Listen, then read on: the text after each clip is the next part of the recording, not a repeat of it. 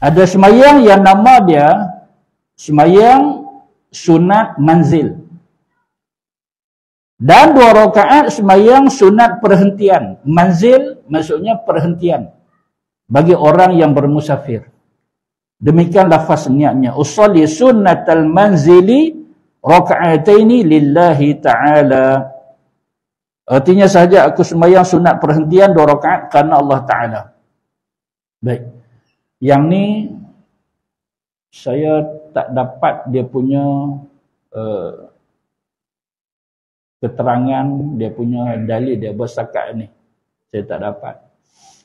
Dan biasalah yang kita pernah sebut dulu, Syekh Duk Fatani, seorang ulama sufi juga. Bukan kata fiqah, bukan ahli fiqah saja, dia ulama sufi. Maka banyak jenis-jenis semayang yang tak ada keterangan dalam kitab fiqah ada di sini. Ini contoh-contoh yang sebelum ni pun kita dah sebut dah. Kan? Ada semayang yang dinyatakan di sini semayang sunat, yang dinyatakan di sini yang tak ada sumber dalil dia. Maka sunat manzil. Jadi kita yang bermusafir ni, dulu kita dah sebut dah tentang semayang safar. Tapi yang ada nas dia iaitu semayang qudum. Maksudnya bila kita hampir sampai ke rumah kita berhenti, kita semayang. Yang ni apa dia? Kat tengah-tengah perjalanan ni yang kita sedang sebut perhentian. Maksud kita daripada belah kita ni seberang perai. Jadi kita nak ke Kuala Lumpur. Jadi berhentilah dekat RNR Semanggui. Kita berhenti, itu nama dia perhentian. Kan? Rawat dan rehat, nama perehat perhentian. Jadi inilah yang disebut sebagai manzil, iaitu berhenti ketika bermusafir. Kalau ikutnya ada dalilnya macam tu, semayang berhenti semayang, dia bagi pendapat saya dia tak ada. Cuma tu kita berhenti, untuk apa kita berhenti? Lah nak rehat lah. Nak buang ayak. Makan minum. Tapi kalau kita rasa perjalanan tadi agak mencabar, tapi kereta kita alhamdulillah selamat. Dengan hujan lebat, tak sangka tu. Keluar tiba-tiba tak sampai Semanggui dengan hujan lebat, tengok Allah ada dah kereta kan yang terkandah, yang terbabas. Kita alhamdulillah. Jadi berhenti itu kita semayang, kita buat sujud syukur. Kan? Nak semayang hajat pun tak apa. Semayang hajat, ya Allah. Ni perjalanan jauh lagi, ya Allah. Doa minta selamat perjalanan. Itu semayang hajat. Kita terlepas daripada musibah tadi tu, kita sujud syukur. Tapi atas nama sunat manzil, bagi pengetahuan saya tak jumpa lagi dia punya sumber dia. Tapi dalam ajaran tasawuf yang ni ada. Tasawuf ni dia macam banyak perkara yang kita nak. Kalau munajat doa tak apa. Tapi yang kita bimbang ni kan, ada penambahan cara-cara semayang kan, yang kita bimbang ianya tidak bertepatan dengan syarak. Jadi sembahyang yang dikatakan sebagai sembahyang perhentian 2 rakaat. Sholli sunnatal manzili raka'ataini lillahi ta'ala. Dan 2 rakaat sembahyang sunat ihram. Yang ni ada dalil dia. Sembahyang sunat ihram. Habis kita selesai pakai ihram, kita sembahyang sunat ihram. Demikian lafaznya usalli raka'ataini sunnatal ihrami lillahi ta'ala. Saja aku sembahyang 2 rakaat sunat ihram kerana Allah Ta'ala. Sama ada ihram haji ataupun ihram umrah. Dan 2 rakaat sembahyang sunat tawaf. Sembahyang sunat tawaf. Mengelilingi Kaabah. Tawaf. Selesai kita tawaf 7 pusingan. Lepas tu kita sembahyang sunat tawaf. Demikian lafaz niatnya, usalli raka'ataini sunnatat tawaf lillahi ta'ala. Sahaja aku sembahyang 2 rakaat sunat tawaf kerana Allah Ta'ala. Dan 2 rakaat sembahyang sunat istikharah bagi orang yang kesamaran antara 2 perkara. Pinta Allah Subhanahu wa Ta'ala memilih kebajikan baginya. Demikianlah lafaz niatnya. Usalli sunnatal istikharati raka'ataini lillahi ta'ala. Ketika kita lafaz takbir, Allahu Akbar, masa mulut kita sebut Allahu Akbar, maka ketika itulah niat pada hati kita. Yang kita nak sembahyang apa? Yang kita nak sembahyang sunat istikharah.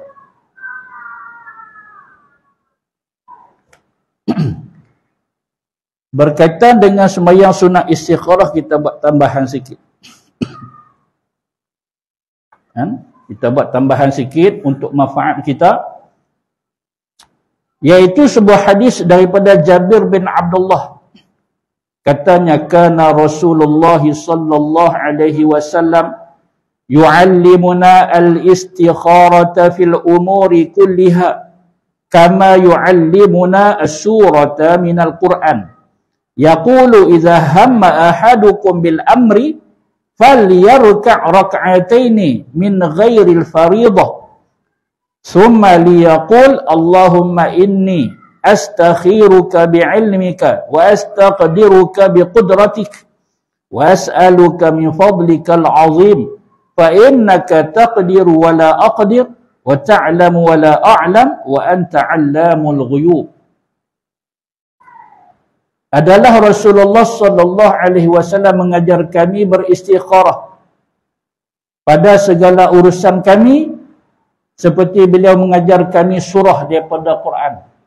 Nabi bersungguh-sungguh ajak para sahabat sembahyang istikharah ini, minta kebaikan daripada Allah Ta'ala.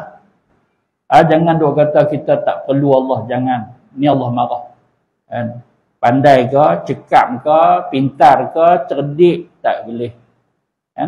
Kita duk mendapik dada, kita masih perlu kepada Allah Ta'ala.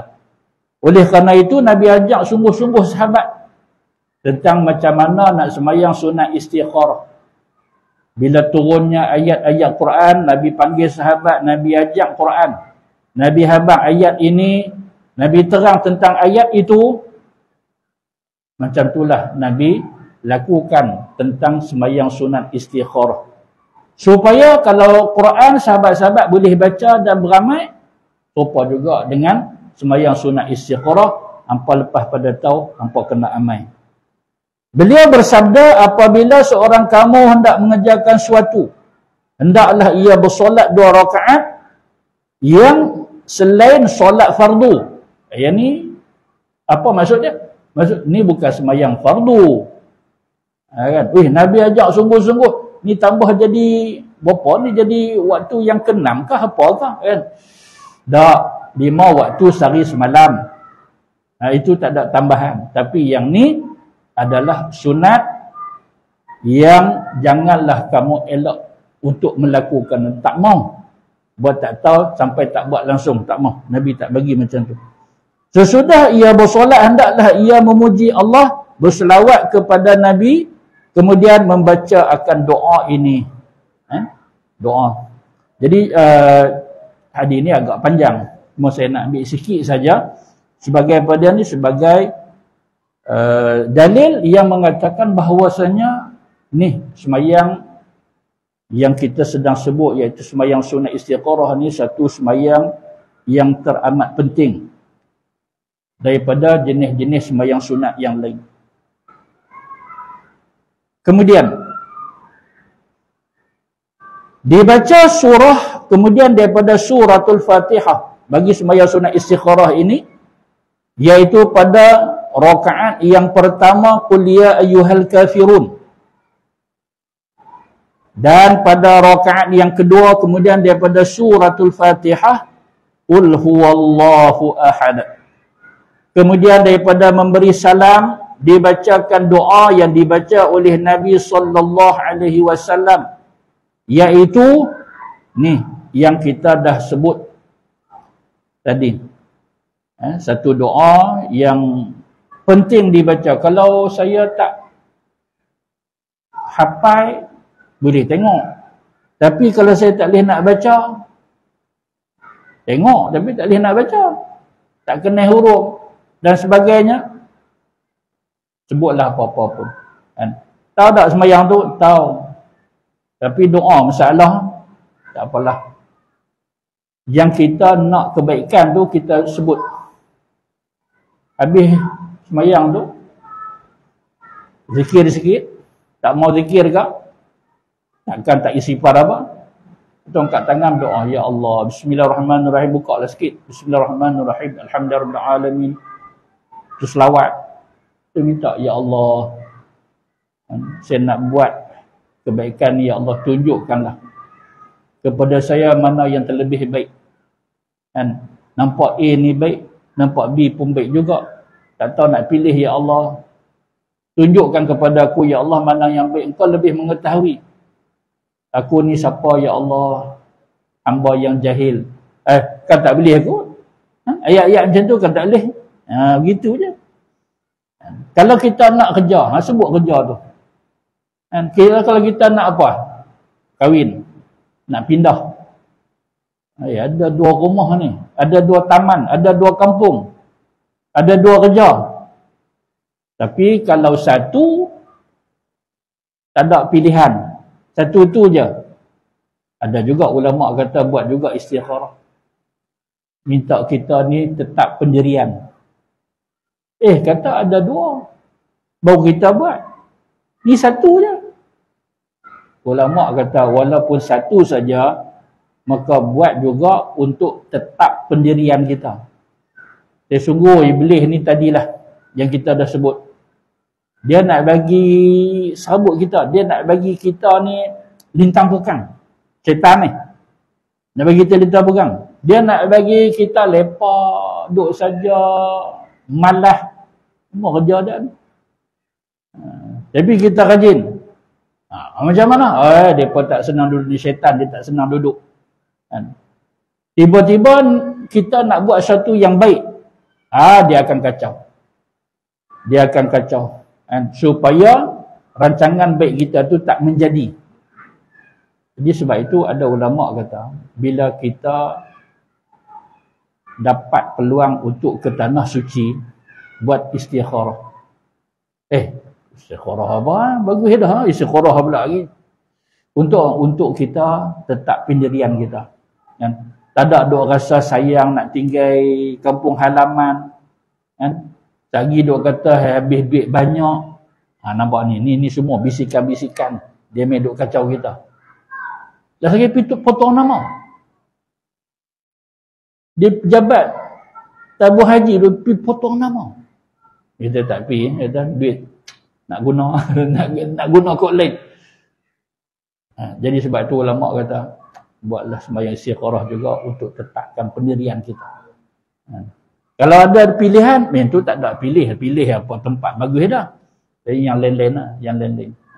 Urusan kerja dan sebagainya, kita buat istikharah supaya apa? Supaya Allah Ta'ala tunjukkan mana yang terbaik antara dua ini. Baik. Jadi doanya yang ditulis dalam kitab kita ni, Allahumma inni astakhiruka bi'ilmik wa astaqdiruka biqudratik wa as'aluka min fadlikal azim fa innaka taqdiru wa la aqdir wa ta'lamu wa la a'lam wa anta 'allamul ghuyub. Allahumma in kunta ta'lamu anna hadzal amra khairun li fi dini wa ma'ashi wa 'aqibati amri ajilihi wa ajilihi faqdurhu li wa yassirhu li thumma barik li fihi wa in kunta ta'lamu anna hadzal amr syarrun li fi dini wa ma'ashi wa 'aqibati amri ajilihi wa ajilihi wasrifu 'anni waqdur liyal khair haitsu kana thumma ardini bihi. riwayat daripada Imam Bukhari. Maka disebutkan hajatnya pada ketika ia berkata, inna hadzal amra. Hajat dia sebut kat situ. Inna hadzal amra, sesungguhnya urusan ini, apa dia? Sebut kat situ. Kahwin ke, kerja ke, tempat mengaji ke, ini pun sama juga tempat mengaji. Habis SPM atau habis STAM, dia mohon dapat dua U panggil dia, UUM dan UKM contoh. Mana ni? Sono juga UKM kawan pi. Dia kira kawan, dia setengah orang kira kawan. Kita belah utara tak jauh, ikut yang dekat sekali, UUM. Tapi tak syok. Itulah payahlah kalau macam tu. Kan jenis duk ikut kawan lah. Tapi kalau dia rasa dia boleh mengaji jadi semangat pasal ada kawan, tak payah. Sagi kata Tok Sofi sana mai sini dia tak mau mengaji pula. Zaman ni jangan. Anak-anak dia mau mengaji tu tak salah, duk halang tak mau, suruh pun tak jadi apa. Kawan duk mau lagi kan, begitu. Apa yang kita nak sebut juga itu. Kita habaq ke dia macam ni dia pun sedang, dia pun tahu tak apa. Ayah habaq cara macam mana saya nak buat sembahyang sunat istiqarah ni, kita habaq. Betul macam mana? Ya, nampak UKM. Begitu kan. Kita yakin anak kita tak bohong. Terbesarkan dia daripada dia kecil. Tak ada lah buah-buah, tak ada duk bohong, kita tahu. Daripada kecil duk suka bohong, kita payahlah. Nak percaya ni bila dia besar ni. Tapi kita duk ikut perkembangan dia daripada dia kecil, main berumur, agak berumur ni. InsyaAllah boleh percayalah cakap dia. Dia tayah memang nampak. Saya kawan kan? Bukan pasal kawan.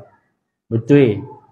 Dulu saya sebut tentang kawan. Tapi saya buat sekarang ni saya buat. Duk nampak kat sana juga. Tapi kalau saya buat nampak kat UUM ni, saya tak pergi dah UKM. Tak apa. Alhamdulillah. Selamat duduk dan selamat berjaya.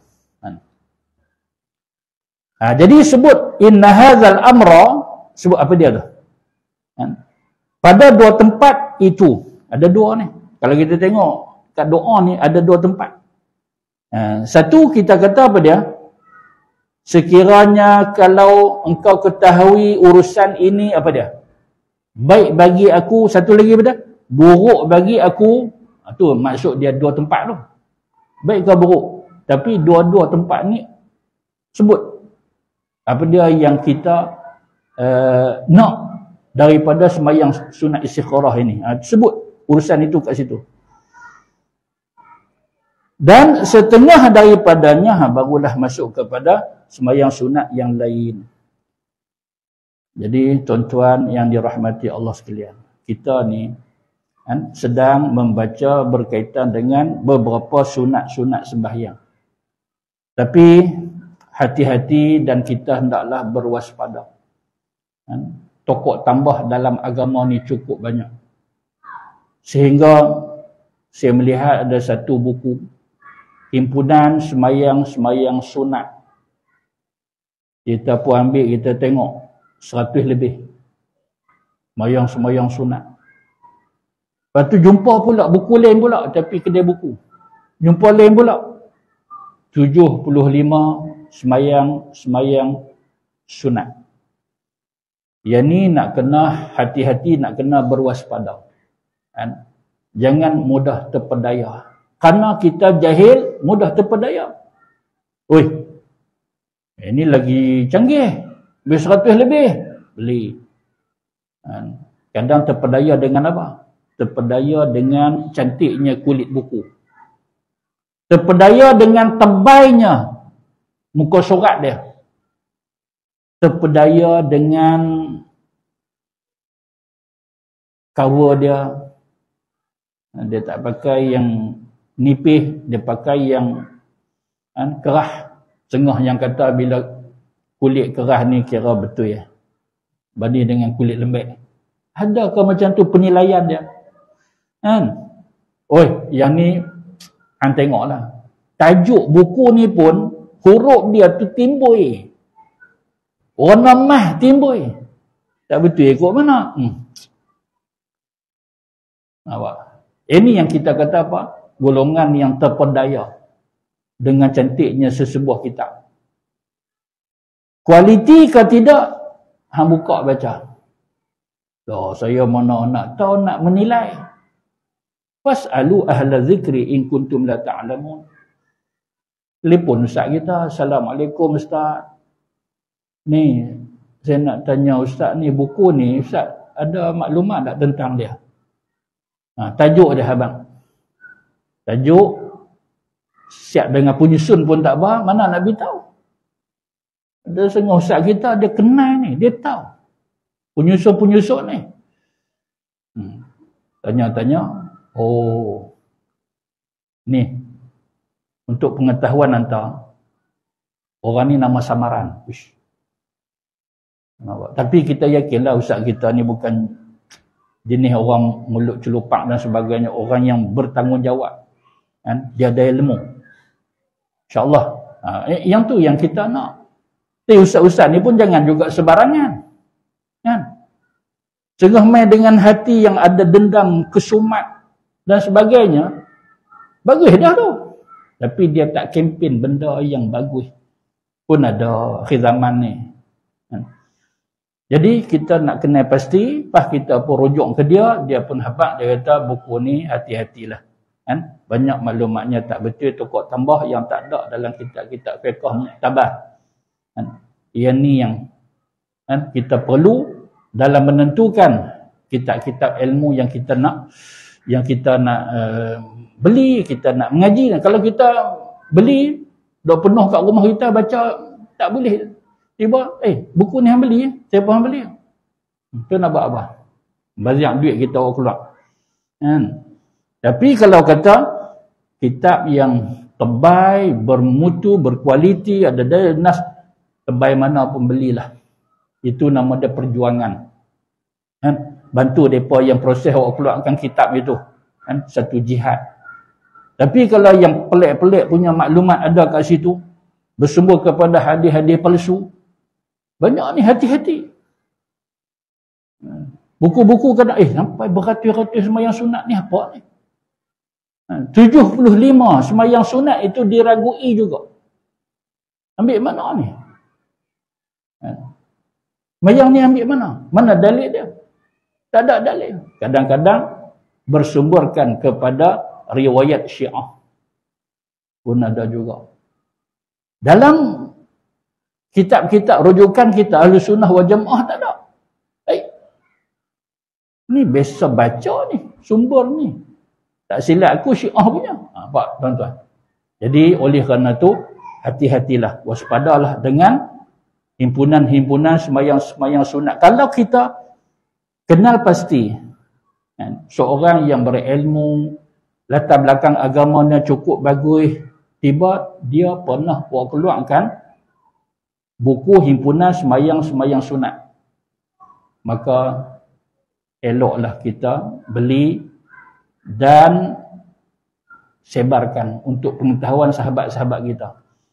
Jadi tuan-tuan yang dirahmati Allah sekalian, ada seorang sahabat saya, mantan mufti wilayah, mantan menteri agama, iaitu Datuk Dr. Zulkifli Al-Bakri. Dia juga ada susun buku sembahyang sunat. Yang saya ada tu agak tebal, tak ingat muka surat berapa. Syarat dengan dalil. Dan tak silap saya, kulit dia warna hijau. Kulit dia warna hijau. Jadi orang yang kita yakini keilmuan dia, patah lagi saya, pernah sekali dengan dia, masa mengaji dulu sekali dengan dia di Syria. Jadi seorang yang akhirnya dia cemerlang dalam bidang agama ini, maka insya-Allah mudah-mudahan buku dia boleh menjadi rujukan. Bila kita tengok dalam buku himpunan sembahyang sunat, tak ada sampai 75 sampai ke 100 lebih, tak ada. Banyak menokok tambah dalam kitab-kitab tersebut. Bismillahilladzi la yadurru ma'asmihi